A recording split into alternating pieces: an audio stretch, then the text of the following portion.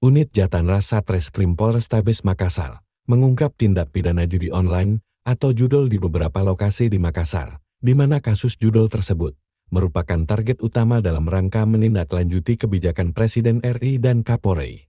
Ada 4 lokasi pengungkapan, pertama di salah satu rumah kos di Jalan Hertasnim, Makassar, pada Sabtu 16 November tahun 2024. Di lokasi itu, ada 2 pelaku diamankan, masing-masing berinisial IRK, W dan WAM.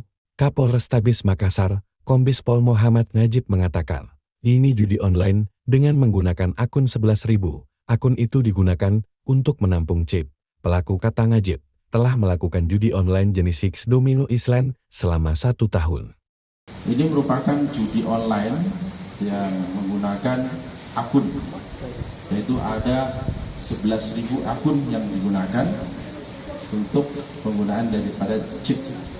Nah, yang bersangkutan telah melakukan judi online jenis domino selama 1 tahun. Untuk keberadaan pelaksanaan judi online yang ada di Kota Makassar sudah berjalan 7 bulan. Dan sebelumnya itu berjalan 3 bulan di tempat lain, yaitu di Bali.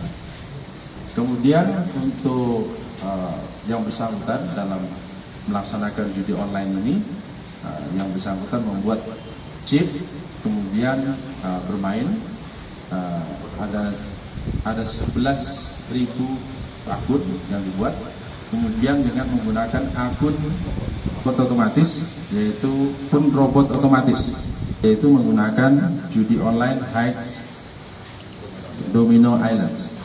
Hasil daripada pelaksanaan judi online ini telah menghasilkan ada 700 juta rupiah selama ini. Kemudian setiap permainan 1 bulan itu mencapai 60 juta rupiah. Kemudian yang bersangkutan bermain judi online ini dengan bandar yang ada di Kota Padang. Nah, sampai saat ini kita sedang masih dalam pengembangan untuk mengejar bandar. Dari pelaksanaan pengungkapan ini kita ungkap dengan barang bukti ada 3 unit layar monitor, 3 CPU, kemudian 3 keyboard, kemudian modem, ada 222 smartphone, kemudian handphone, dan juga ATM BCA.